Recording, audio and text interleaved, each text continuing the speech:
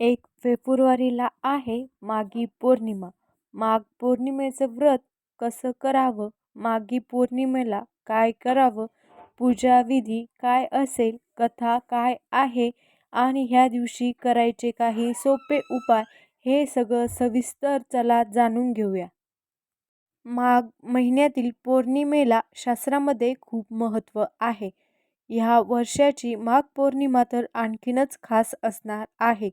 कारण ह्या दिवशी रवी पुष्य योग नावाचा शुभ संयोग जुळून येत आहे. ह्या दिवशी स्नान, दान आणि व्रत केल्यास खूप पुण्य मिळतं अशी मान्यता आहे.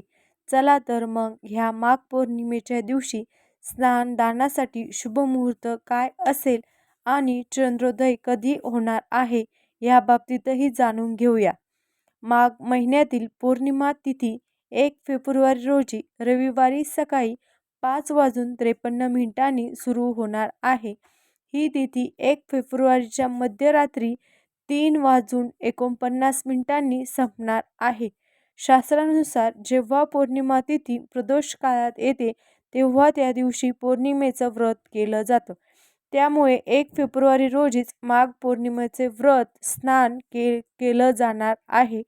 विशेष म्हणजे ह्या दिवशी रविवार आहे आणि पुष्य नक्षत्र असल्यामुळे रवी पुष्य योग नावाचा शुभ संयोग देखील या दिवशी तयार होत आहे. ह्या महिन्यात गंगा स्नान, दान आणि जपाचे विशेष महत्त्व आहे. माघ पौर्णिमेच्या दिवशी महाकुंभासारखे शाही स्नान सुद्धा होतात. मान्यता आहे की ह्या दिवशी केलेले स्नान, दान आणि श्रीहरी विष्णू पूजनाने सर्व पाप नष्ट होतात, पूर्वजांनाही मुक्ती होते आणि जीवनात सुख समृद्धी येते. ह्या दिवशी रवी पुष्य योग आणि इतर शुभयोग येऊ शकतात, ज्यामुळे फळ अधिक मिळतं. आता माघ पौर्णिमेच्या दिवशी स्नान आणि दानासाठी सकाळची वेळ खूप चांगली आहे. पहाटे 5:30 पासून ते सकाळी 7:09 पर्यंतचा शुभ मुहूर्त हा स्नान दानासाठी उत्तम मानला जातोय. माघ महिन्यातील पौर्णिमेला तीळ, ब्लँकेट वस्तू, तूप, फळ आणि अन्न ह्यासारखे वस्तूचं दान करणं शुभ मानलं जातं. ह्या दिवशी पितरांसाठी श्राद्ध कर्म देखील केलं जातं. माघ पौर्णिमेला भगवान श्रीहरी विष्णूची पूजा केल्यास जीवनात सुख समृद्धी आणि शांती नांदते असं सांगितलं जातं.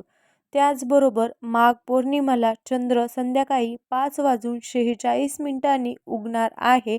चंद्र उगवल्यानंतर चंद्राला अर्घ्य देण्याची प्रथा सुद्धा आहे. आता माघ पौर्णिमेला हिंदू धर्मात विशेष स्थान आहे. या दिवशी पवित्र नदीत स्नान करणं खूप महत्त्वाचं मानलं जाते. जी लोक पौर्णिमेचं व्रत करतात ते चंद्र उगवल्यानंतर चंद्राला अर्घ्यही देतात. ह्या वर्षी माघ पौर्णिमा खास आहे कारण ह्या दिवशी रवी पुष्य योग निर्माण होत आहे.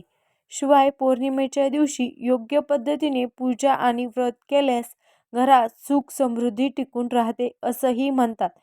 तर माघ पौर्णिमेला तुम्ही सुद्धा अशा पद्धतीने व्रत करू शकता. तर पूजाविधी कशी करावी हे बघूया. माघ पौर्णिमेचं व्रत हे सोपं आहे पण कठोर नियमांचं आहे असं सांगितलं जातं.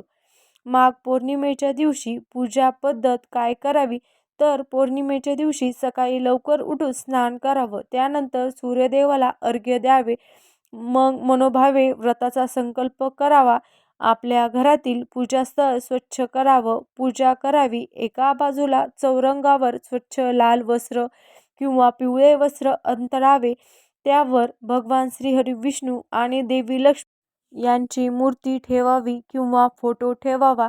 चारही बाजूनी गंगाजल शिंपडून त्यानंतर भगवान श्रीहरी विष्णूंना पंचामृताने अभिषेक करावा. माता लक्ष्मीचीही षोडशोपचारे पूजा करावी.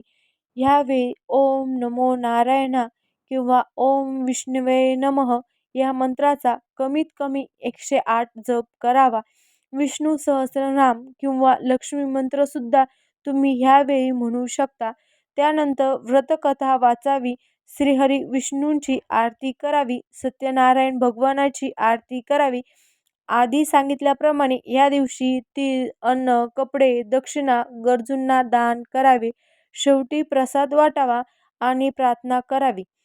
भगवान श्रीहरी विष्णूंना वस्त्र अर्पण करून गंध लावून त्यानंतर केळी, पंचामृत आणि इतर नैवेद्य दाखवावा आणि विधीपूर्वक पूजा आरती करून पूजा संपन्न करावी.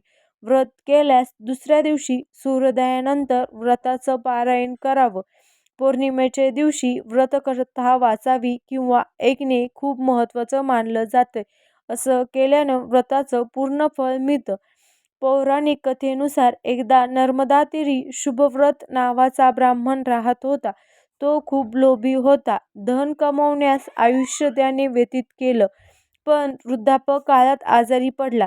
त्याला वाटलं की मी काही पुण्य केलं नाही, नरकात जाईल. मग त्याने माघ पौर्णिमेला नर्मदा स्नान केलं. सलग 9 दिवस त्याने स्नान केलं आणि तो आजारी पडला. पण शेवटी त्याला श्रीहरी विष्णूंनी दर्शन दिलं.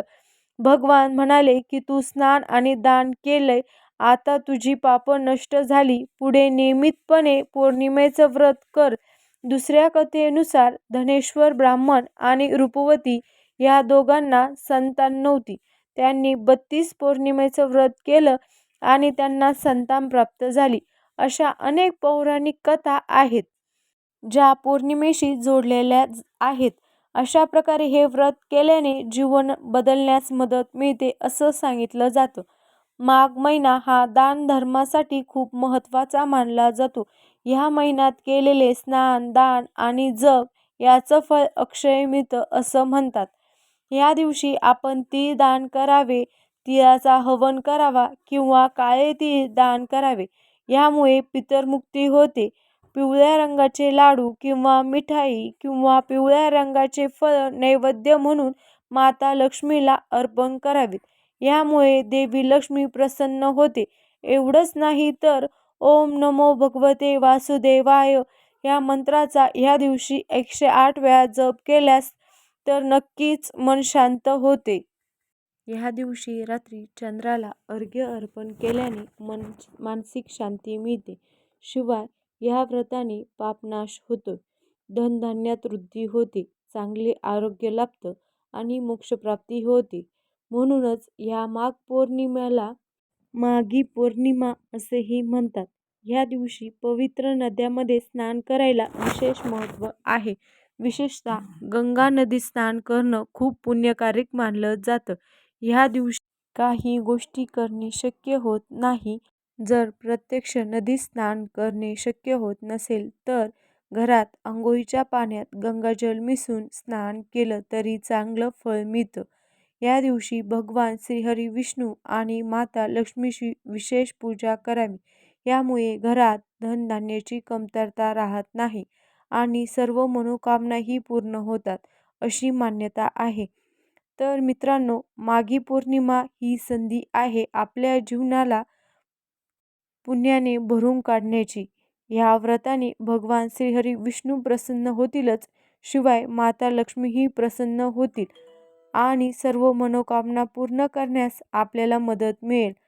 तर तुम्ही माघी पौर्णिमेचं व्रत करता का? आणि या व्रताने तुम्हाला काय लाभ मिळालेला आहे ते कमेंट करून नक्कीच सांगा.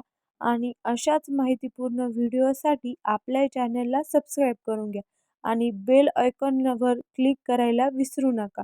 म्हणजे आपले नवनवीन व्हिडिओचं नोटिफिकेशन तुम्हाला मिळत राहील. व्हिडिओ आवडल्यास लाईक आणि शेअर करा. धन्यवाद.